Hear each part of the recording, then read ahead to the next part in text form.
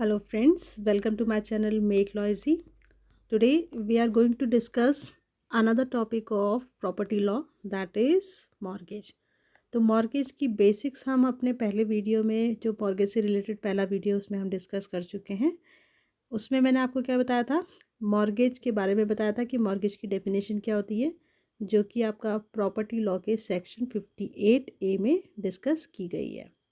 साथ ही साथ में मॉर्गेज से जो रिलेटेड टर्म्स होती हैं, जैसे आपका मॉर्गेजर क्या होता है, मॉर्गेजी क्या होता है, मॉर्गेज डीड क्या होती है, आपका मॉर्गेज मनी क्या होता है, इन सब के बारे में भी हमने उस वीडियो में डिस्कस कर लिया है।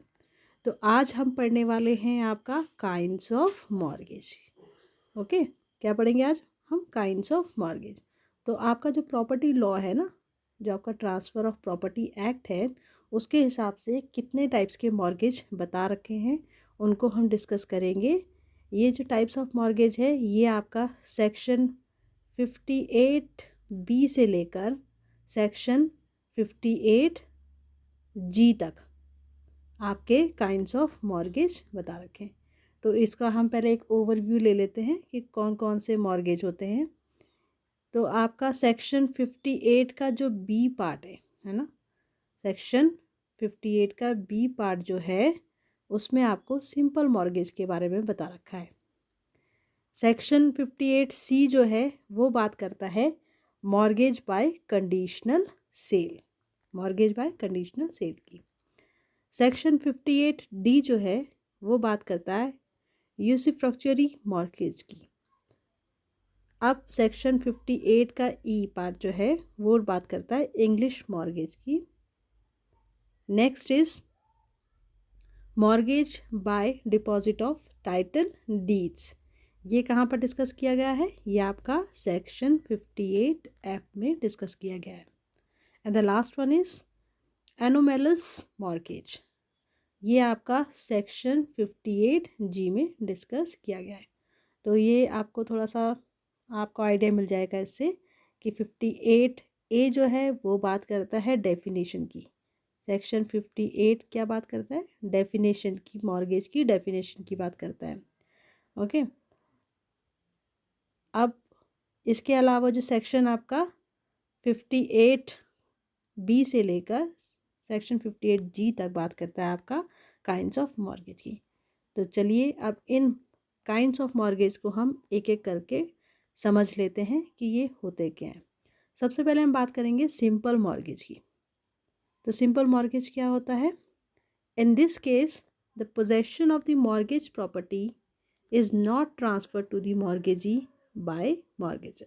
तो यहाँ पर आपका जो प्रॉपर्टी का पोजेशन होता है ना, प्रॉपर्टी का, मॉर्गेज प्रॉपर्टी, जिस प्रॉपर्टी को मॉर्गेज किया जा रहा है उसका पोजेशन, ठीक है, उसका पोजेशन को ट्रांसफ़र नहीं किया जाता है। मतलब मान लीजिए ए है, ये आपका बी है।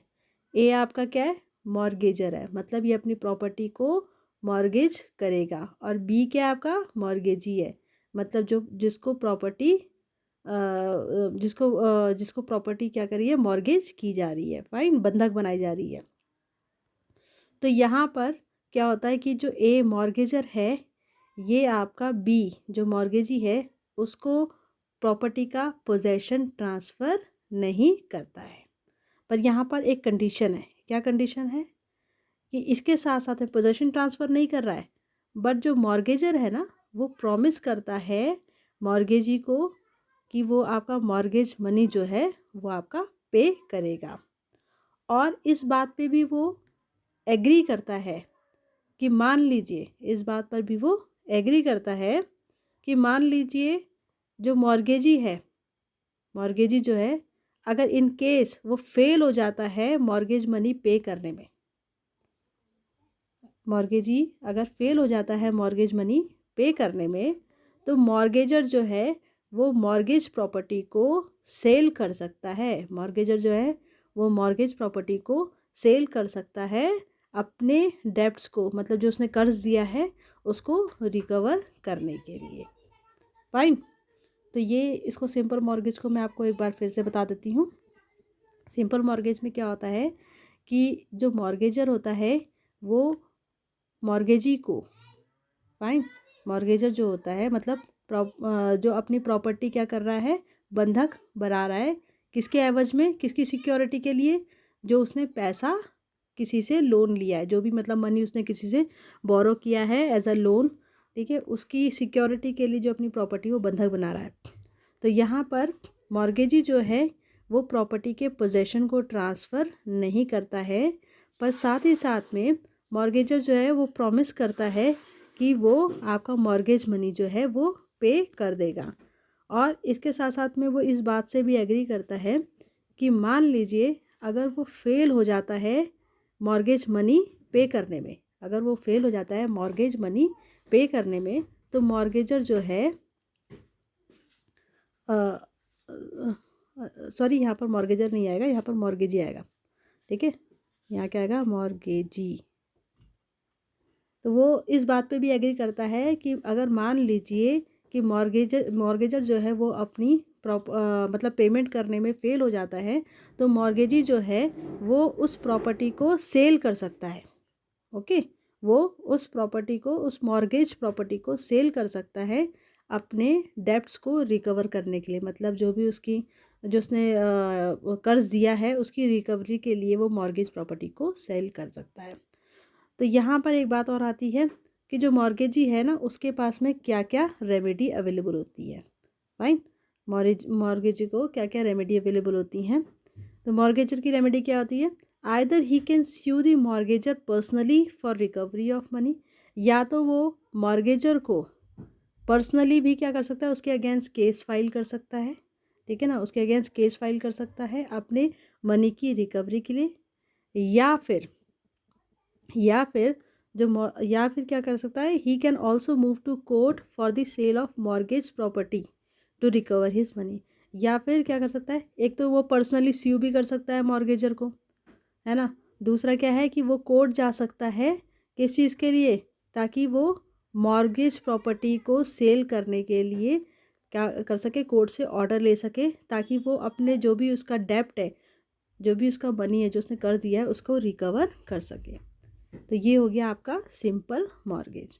इसके कुछ कुछ आपके एसेंशियल पॉइंट्स होते हैं। इसमें एसेंशियल पॉइंट्स क्या हैं, it is the personal obligation of mortgagor to pay mortgage money. ये आपका मॉर्गेजर की पर्सनल ओब्लिगेशन होती है कि वो मॉर्गेज मनी को पे करे। दूसरा क्या है एसेंशियल इसका, possession is not given to mortgagee और delivery of possession will not occur. मतलब सिंपल मॉर्गेज में क्या है, पोजेशन जो है वो मॉर्गेजी को नहीं दिया जाता, मतलब जो डिलीवरी ऑफ पोजेशन जो है वो आपका नहीं होता है इस केस में। फाइन, प्रॉपर्टी तो मॉर्गेज है मॉर्गेजी के पास में, बट उसको पोजेशन नहीं मिलता है। थर्ड है आपका कि mortgagee has right to sell the property in case of non payment of mortgage money by mortgagor, कि अगर मान लीजिए मॉर्गेजर जो है वो मॉर्गेज मनी पे नहीं कर पाता है, तो मॉर्गेजी के पास में राइट होता है कि वो प्रॉपर्टी को सेल कर सके ताकि वो अपने डेब्ट्स को रिकवर कर सके। तो ये हो गया हमारा सिंपल मॉर्गेज। अब हम बात करेंगे सेकेंड टाइप की, जो है आपका मॉर्गेज बाय कंडीशनल सेल। ये डिस्कस किया गया है सेक्शन 58C में। तो इस टाइप ऑफ मॉर्गेज में क्या होता है, in this type of mortgage the mortgagor first sells his property to the mortgagee with a condition that mortgagee will return his property on the payment of mortgage money। तो यहाँ पर क्या होता है, इस टाइप का जो आपका जो आपका मॉर्गेज बाय कंडीशनल सेल है ना, इस केस में क्या होता है कि यहाँ पर मान लीजिए जैसे आपका ए आपका क्या मॉर्गेजर है और बी आपका मॉर्गेजी है। तो यहाँ इस टाइप ऑफ जो मॉर्गेज होता है इसमें क्या होता है कि जो मॉर्गेजर होता है ना वो पहले अपनी प्रॉपर्टी को क्या करता है, मॉर्गेजर क्या करता है अपनी प्रॉपर्टी को सेल करता है, ठीक है ना, अपनी प्रॉपर्टी को सेल करता है, मॉर्गेजी को बेच देता है मतलब वो, ठीक है। पर बेचता क्या है, बेचता क्या है, वो आपका एक कंडीशन के साथ में बेचता है। किस कंडीशन के साथ में बेचता है कि मान लो मॉर्गेज मनी जो है वो पे कर देता है, अगर मॉर्गेजर अगर मॉर्गेज मनी जो है वो पे कर देता है, तो बी जो है वो उसकी प्रॉपर्टी रिटर्न कर देगा, बी जो है वो उसकी प्रॉपर्टी रिटर्न कर देगा। फाइन, बट इसमें भी वही कंडीशन है जो आपकी सिंपल मॉर्गेज में होती है। इसमें क्या कंडीशन है? वही कंडीशन है जो आपकी सिंपल मॉर्गेज में होती है। क्या कंडीशन? कि अगर मान लीजिए मॉर्गेजर जो है वो आपका मॉर्गेज मनी पे करने में फेल हो जाता है, मतलब नहीं पे कर पाता है, तो आपका क्या होगा कि जो मॉर्गेजी जो है वो आपका एब्सोल्यूट ओनर बन जाएगा प्रॉपर्टी का। फाइन, एब्सोल्यूट ओनर बन जाएगा प्रॉपर्टी का। तो इसको एक बार फिर से समझ लेते हैं, फिर एग्जाम्पल भी देखेंगे इसका। कि जो मॉर्गेज बाय कंडीशनल सेल होता है उसमें क्या होता है कि जो आपका मॉर्गेजर होता है ना, वो अपनी प्रॉपर्टी को पहले मॉर्गेजी को सेल करता है, ठीक है। और सेल इस कंडीशन के साथ में करता है कि अगर मान लीजिए जो मॉर्गेजर है वो आपका मॉर्गेज मनी को पे कर देगा, तो पेमेंट पे मॉर्गेजी जो है वो क्या करेगा, मॉर्गेजी जो है वो उसकी प्रॉपर्टी को रिटर्न कर देगा। फाइन, मॉर्गेजी उसकी प्रॉपर्टी को रिटर्न कर देगा। पर यहाँ पर क्या है, एक वही कंडीशन है कि मान लीजिए आपका जो मॉर्गेजर है वो अपना मॉर्गेज मनी को पे करने के लिए फेल हो जाता है, मतलब नहीं पे कर पाता है, तो यहाँ पर मॉर्गेजी जो है वो एब्सोल्यूट ओनर बन जाएगा प्रॉपर्टी का। All these conditions must be mention in the same mortgage deed. तो ये जितनी भी कंडीशन हमने बात की है वो आपका मॉर्गेज डीड में मेंशन होनी ज़रूरी है। चलिए इसका एक एग्जांपल देखते हैं। इसका एक एग्जांपल क्या है कि ए जो है वो अपना घर जो है बेचता है कि सेल करता है बी को, ठीक है, 10 लाख रुपए में। 10 लाख रुपए में उसने ए ने बी को अपना घर सेल कर दिया। और उसने एक कंडीशन रखी, ठीक है ना, ए ने क्या कंडीशन रखी है कि जब ए जो है वो जो अमाउंट उसने बी से लिया है उसको रीपे कर देगा, तो बी जो है उसका घर वापस किसको कर देगा, ए को वापस कर देगा। और कंडीशन और क्या था आपका कि मान लीजिए सिचुएशन ये अराइज होती है कि जो ए है वो पैसा, मतलब जो उसने मॉर्गेज मनी लिया है बी से, वो आपका वापस नहीं कर पा रहा है। तो इस कंडीशन में बी जो है, बी आपका एब्सोल्यूट ओनर बन जाएगा प्रॉपर्टी को, ठीक है। और उसके पास में चॉइस होगी कि वो चाहे तो इस प्रॉपर्टी को यूज़ करे, चाहे फिर उसको सेल करे, ये उसकी खुद की चॉइस होगी। अंडरस्टूड? तो बेसिकली क्या होता है कि ये आपका जो मॉर्गेज बाय कंडीशनल सेल है ना, ये एक तरीके की सेल होती है। क्या होती है? Basically it is a sale. पर ये मॉर्गेज बन जाता है due to the peculiar condition attach to it, मतलब जो पिक्यूलियर कंडीशन इसके साथ में अटैच की गई है उसकी वजह से ये मॉर्गेज बन जाता है बेसिकली सेल ही, बट इस कंडीशन की वजह से वो आपका मॉर्गेज में आता है। अब हम नेक्स्ट बात करते हैं आपका यूसुफ्रक्चुअरी मॉर्गेज की। तो ये आपका सेक्शन 58D में मेंशन किया गया है। अब इसको हम थोड़ा सा डिस्कस कर लेते हैं। तो यहाँ यूसुफ्रक्ट जो है इसका मतलब होता है आपका right to use and take advantage of others property. तो यूसुफ्रक्ट का मतलब होता है आपका किसी दूसरे की जो प्रॉपर्टी है उसको यूज़ करने का राइट और उससे एडवांटेज लेने का राइट। इन दिस केस, अब इस केस में क्या होता है, इस तरीके के मॉर्गेज में क्या होता है, mortgagor delivers the possession of mortgage property. जैसे हमने सिंपल मॉर्गेज में पढ़ा था ना, उसमें डिलीवरी ऑफ पोजेशन नहीं होता है, पर आपका यूसुफ्रक्टरी मॉर्गेज जो होता है इसमें डिलीवरी ऑफ पोजेशन होता है। तो यहाँ पर मॉर्गेजर जो है वो आपका मॉर्गेज प्रॉपर्टी का पोजेशन दे देता है किसको, मॉर्गेजी को, ठीक है। And the mortgagee is entitled to receive rents and profits arising out of that property. तो जब आपका मॉर्गेजर जो है मान लीजिए ए आपका मॉर्गेजर था, बी आपका मॉर्गेजी है, तो यहाँ पर डिलीवरी ऑफ पोजेशन हो जाता है। जैसे ये घर है, मान लो इसका डिलीवरी ऑफ पोजेशन दे दिया, फाइन, तो डिलीवरी ऑफ पोजेशन हो गया। तो यहाँ पर जो आपका मॉर्गेजी होगा ना, मॉर्गेजी जो होगा वो आपका एंटाइटल्ड होगा, मतलब उसके पास में राइट होगा कि उस प्रॉपर्टी से, ठीक है ना, उस प्रॉपर्टी से अगर कोई आपका रेंट्स या कोई प्रॉफिट्स अगर आ रहे हैं तो वो मॉर्गेजी जो हैगा वो इन रेंट्स और प्रॉफिट्स को लेने का हकदार होगा, ठीक है ना। हकदार क्यों होगा? In lieu of interest and principal sum. किसके ल्यू में, मतलब किसके एवज में, कि जो उसने अमाउंट मॉर्गेजर को दिया है, जो उसने आपका money as a loan mortgagor को दिया है, उस मनी के जो प्रिंसिपल मनी है उसके एवज़ में, और साथ ही साथ में उसके जो इसका जो इंटरेस्ट उस पर जो इंटरेस्ट लग रहा है उसके एवज़ में। ओके नाउ, तो यहाँ पर आपका यूसुफ्रक्ट मॉर्गेज में क्या होता है, डिलीवरी ऑफ पोजेशन होता है। मतलब मॉर्गेजी को पोजेशन मिलता है मॉर्गेजर के ज़रिए, और मॉर्गेजी जो है वो आपका उस प्रॉपर्टी से, जो मॉर्गेज प्रॉपर्टी है उससे अगर कोई उसको रेंट्स या प्रॉफिट्स मिल रहे हैं तो वो उसको लेने के लिए लायबल होता है, मतलब उसके लेने के लिए हकदार हो जाता है।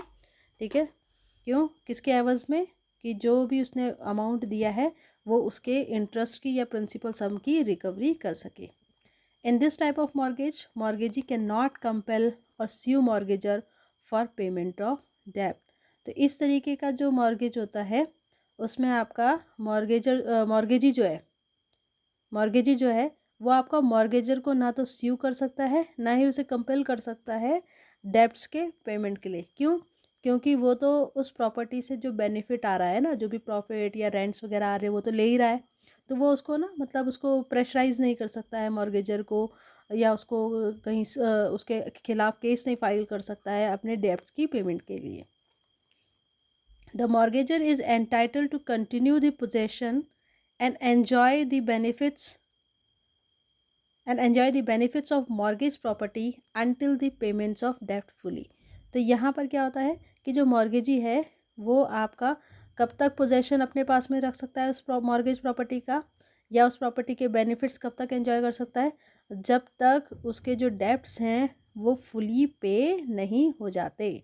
जब तक उसके डेब्ट्स जो हैं वो फुली पे नहीं हो जाते तब तक मॉर्गेजी जो है वो उस मॉर्गेज प्रॉपर्टी का पोजेशन भी अपने पास रख सकता है, साथ साथ में उससे होने वाले जो बेनिफिट्स हैं उनको भी एंजॉय कर सकता है।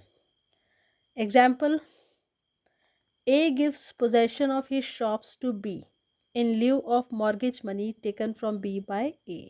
तो यहाँ पर क्या है, आपका जो A है वो अपनी शॉप्स का पोजेशन, A अपनी शॉप्स का पोजेशन दे देता है किसको, B को। फाइन, B को उस अपनी शॉप्स का पोजेशन दे देगा किसके एवज़ में, कि जो उसने मतलब अमाउंट जो भी मनी उसने बोरो किया है B से।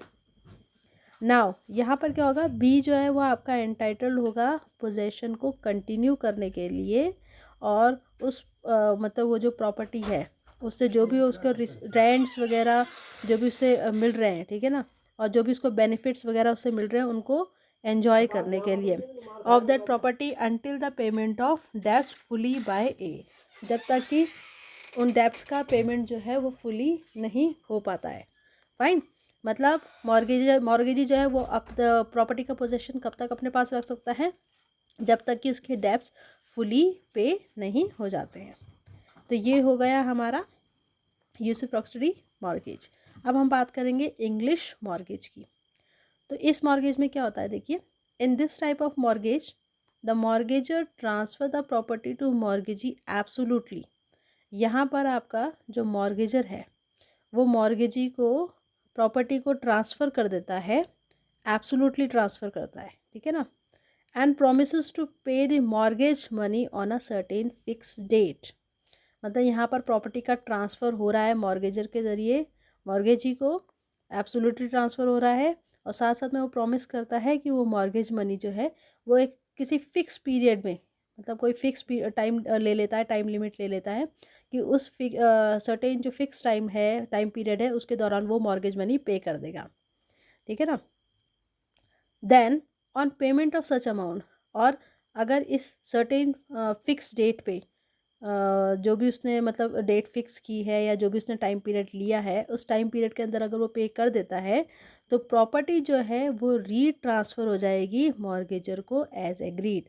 मतलब जो भी इनकी ट्रांसफ़र डीड होगी, जो भी आपका मॉर्गेज डीड होगी ना, उसमें ये मेंशन किया जाएगा कि मॉर्गेजर जो है वो मॉर्गेजी को प्रॉपर्टी एब्सोल्युटली ट्रांसफ़र तो कर रहा है, पर जब मतलब वो एक जो टाइम पीरियड है, जो टाइम पीरियड उसने लिया था कि भाई इस टाइम पीरियड में मैं अपना पैसा जो है वो आपको वापस कर दूंगा, अगर वो इस टाइम पीरियड में पैसा वापस कर देता है, अमाउंट उसको पे कर देता है मॉर्गेजी को, तो मॉर्गेजी जो है ना वो रीट्रांसफ़र करेगा उस प्रॉपर्टी को किसके किसके किसके पास, मॉर्गेजर के पास में।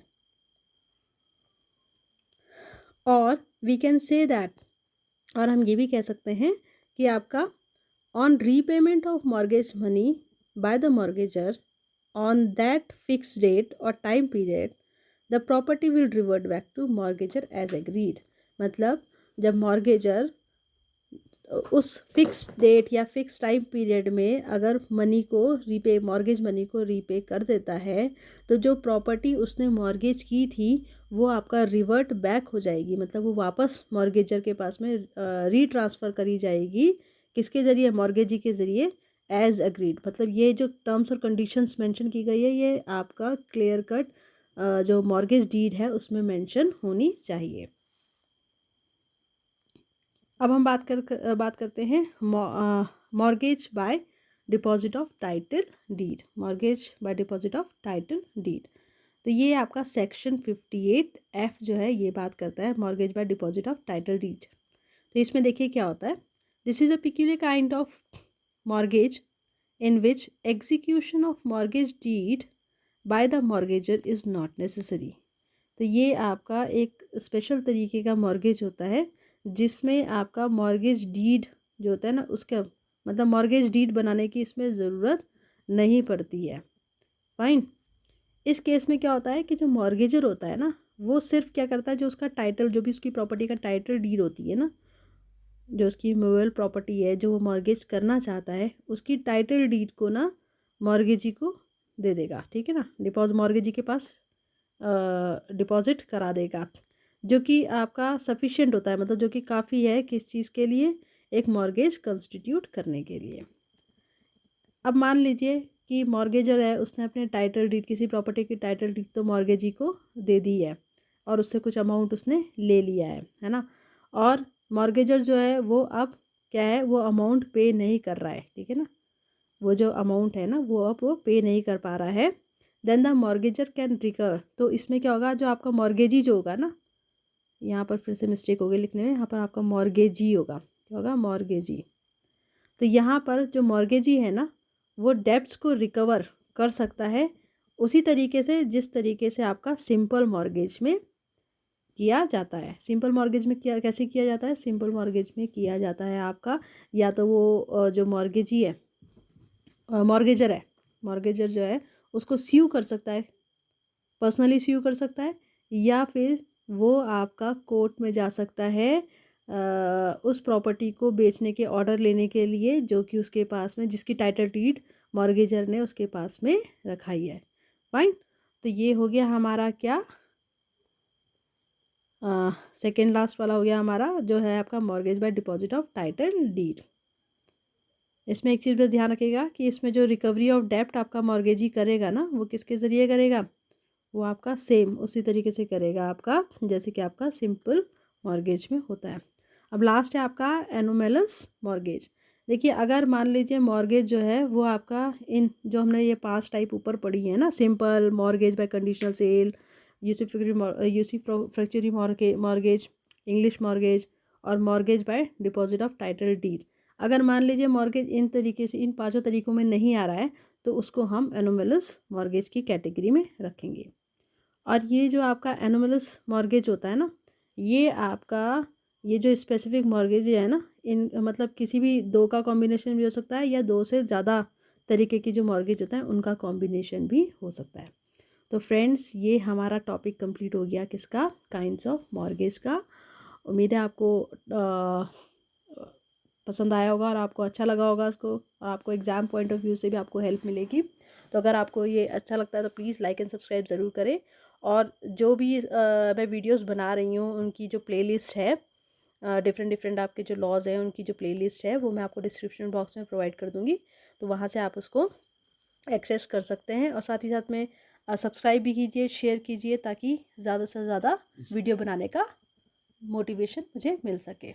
और डिस्क्रिप्शन बॉक्स को प्लीज़ चेक कर लीजिएगा, उसमें आपको वेरियस वीडियोस के लिंक्स मिल जाएंगे। तो चलिए फिर मिलते हैं नेक्स्ट वीडियो में। Till then bye bye.